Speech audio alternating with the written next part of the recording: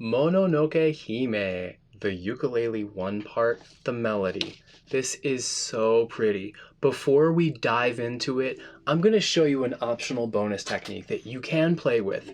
This is a technique that actually comes from the mandolin.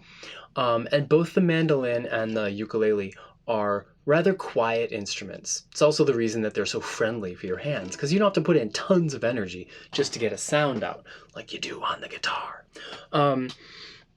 So for the mandolin and the ukulele, your note may not last a really long time, but it's very pretty and soft, so it's okay to repeat it. So here's what you do. You normally play with this direction of the pick. You normally have the pointiest part of your pick making the pick stroke. But with a flutter, you're going to rotate that pick so that it doesn't really matter which direction it goes, I don't think. But you're going to rotate that pick so that one of the less sharp points of this triangle, one of the more rounded ones, is the one that's making the bite. Now, a very deep pick stroke would look like that, and a shallow pick stroke would look like this.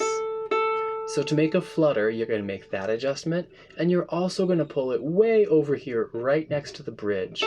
Now this bridge looks like a shark or something, but you're going to pull it way next to the bridge, and over there, see here, the string has a very wide excursion. It can travel a long way from center. But over here, if I hang it, it's really not going to travel far away from center at all.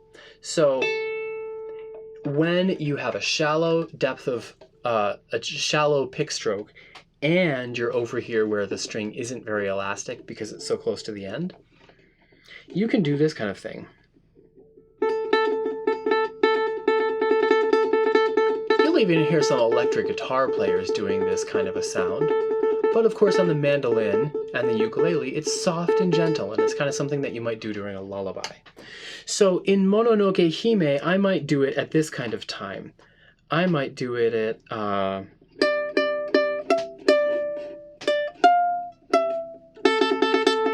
that kind of thing.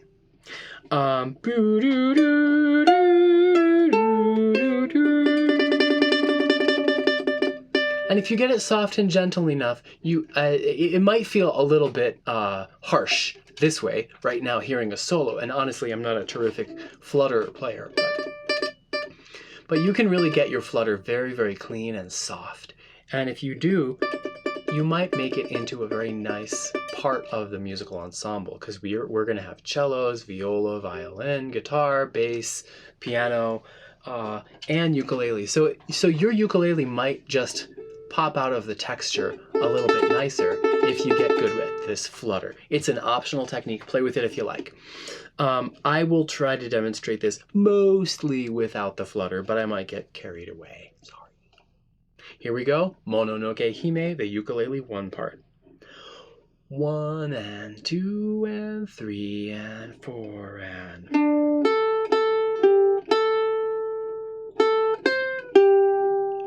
3 and 4 and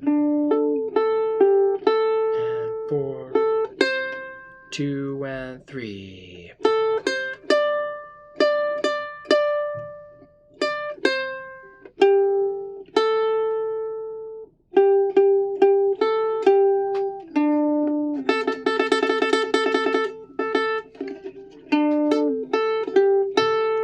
Four, 2, 3 and 4 and 4, 2 and 3.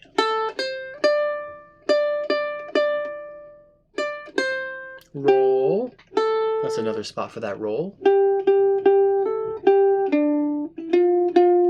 2, and now you're going to switch positions. So 7 or 5 with an open string.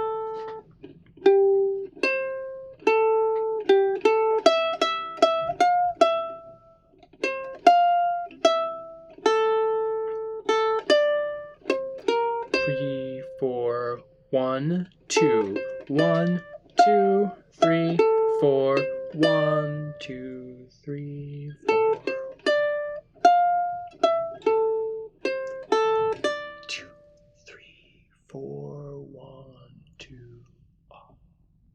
So you can really hear if your flutter is soft and good, at the end, we spend most of those 6 beats, the sound has already died away.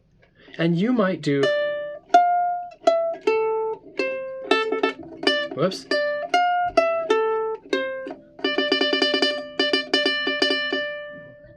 All right, I hope your flutter gets better than mine. Not sure if I would use that if I was doing this solo, but in the ensemble, you may find that it's a wonderful texture to add in. Mononoke Hime, and if you can do this one, then attempt the hardest one in the book, the placemat waltz.